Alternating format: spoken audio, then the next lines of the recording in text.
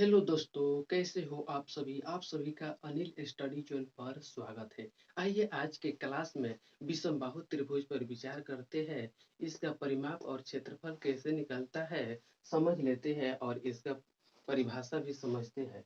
चलिए, विषमबाहु त्रिभुज का परिभाषा क्या होता है समझ लीजिए। जिस त्रिभुज का जिस त्रिभुज का तीनों भुजाएं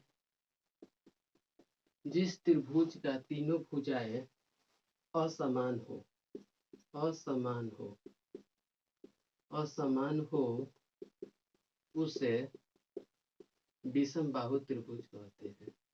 विषमबाहु त्रिभुज कहते हैं। चलिए दोस्तों, विषमबाहु त्रिभुज क्या है ये लिख दिए हैं। जिस त्रिभुज का तीनों भुजाएं असमान हो, यानी तीनों जो भुजा होता है अलग अलग हो, यानी असमान मतलब समान नहीं होगा, उससे विषमबाहु त्रिभुज कहते हैं। चलिए इसका फिगर बना लेते हैं। मान लीजिए ये एक फिगर है ABC, यानी तीनों भुजाएं असमान हो। मान लीजिए कि ये भुजा 4 सेंटीमीटर होगा, ये भुजा कितना हो जाएगा 5 सेंटीमीटर हो जाएगा, ये भुजा 7 सेंटीमीटर हो जाएगा, यानी तीनों भुजा क्या हो अलग अलग है। इसलिए ये क्या हुआ, ये ट्रेंगल जो होता है विषमबाहु त्रिभुज हुआ। चलिए इसका विशेषता देख लेते हैं। इसमें विशेषता क्या क्या है। विशेषताएं, आइए दोस्तों इसका विशेषताएं देख लेते हैं। तो विशेषता नंबर 1 में ये कहता है कि विषमबाहु त्रिभुज जो है तीनों भुजाएं असमान होता है, यानी असमान होते हैं। यानी विषमबाहु जो त्रिभुज है इसका तीनों भुजाएं क्या होता है असमान होता है, यानी तीनों भुजा की लंबाई जो होता है बराबर नहीं है। चलिए दूसरा विशेषता देख लेते हैं। तीनों कोण असमान होता है, असमान होते हैं। जो इसका तीनों कोण है ये तीनों कोण अलग अलग हो जाएगा। ये कोण ए है, ये अलग होगा, बी कोण अलग हो जाएगा, सी कोण अलग हो जाएगा, यानी इसका तीनों कोण जो होता है अलग अलग डिग्री का होगा। ठीक है, चलिए तीसरा देख लेते हैं। तीसरा ये कहता है तीनों कोणों का योग 180 डिग्री का होते हैं, यानी किसी भी एक त्रिभुज पर लागू होगा, यानी किसी भी त्रिभुज के तीनों कोण जोड़िएगा तो 180 डिग्री का हो जाएगा। चलिए इस पर इसका परिमाप और क्षेत्रफल निकालते हैं। आइए दोस्तों एक प्रश्न को देखते हैं। 7 सेंटीमीटर, 11 सेंटीमीटर और 14 सेंटीमीटर की भुजाओं वाले एक त्रिभुज का परिमाप और क्षेत्रफल ज्ञात करना है। यानी आपका भुजा की लंबाई, तीनों भुजा की लंबाई दे दिया है और पूछ रहा है परिमाप और क्षेत्रफल निकाले। तो बहुत ही आप आसान तरीका से इसका परिमाप और क्षेत्रफल निकाल सकते हैं। चलिए इसके समझने के लिए एक फिगर बना लेते हैं। तो आप एक फिगर बना लीजिए। ये ए हुआ, ये बी हुआ, ये सी हुआ। चलिए फिगर बन गया। इसका लंबाई लिख लेते हैं 7 सेंटीमीटर, 11 सेंटीमीटर और 14 सेंटीमीटर। चलिए इसका लंबाई भी दे दिए। इसका परिमाप और क्षेत्रफल बताना है। तो आपको पीछे की क्लास में बताया है किसी भी ट्रेंगल का यानी त्रिभुज का परिमाप निकालना है, उसको कैसे निकाल सकते हैं। तो ये भुजा यानी तीनों भुजा को जोड़ दीजिए। तीनों भुजा को जोड़ने पर उसका क्या निकलता है परिमाप निकलता है। तो चलिए परिमाप निकाल लेते हैं। तो परिमाप बराबर कितना हो जाएगा।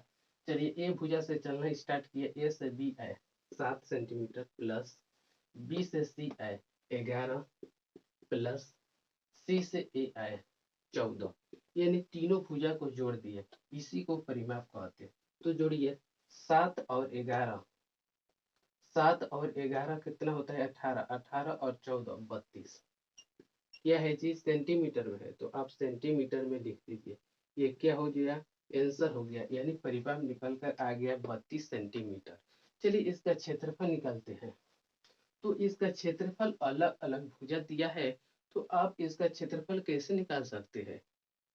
कोई तो फॉर्मूला होगा, तो हीरोन का सूत्र इस पर यूज करते हैं। तो हीरोन हीरोन का सूत्र क्या होता है समझ लीजिए। यानी हीरोन का सूत्र क्षेत्रफल निकालने के लिए होता है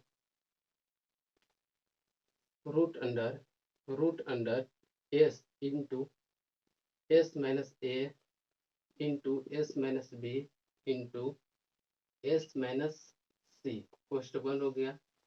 चलिए यही हीरोन का सूत्र है, इसी सूत्र का यूज करके आप किसी भी ट्रेंगल यानी किसी भी त्रिभुज का क्षेत्रफल निकाल सकते हैं। तो चलिए एस क्या है, जहां एस बराबर a plus b plus c by 2 होता है। यानी तीनों भुजा को जोड़कर आधा करिएगा तो एस का मान निकल जाएगा। तो तीनों भुजा जुड़े हुए हैं 32 आया है, तो बटा में 2 लिख देंगे तो एस का मान 16 हो गया। एस का मान 16 हो गया।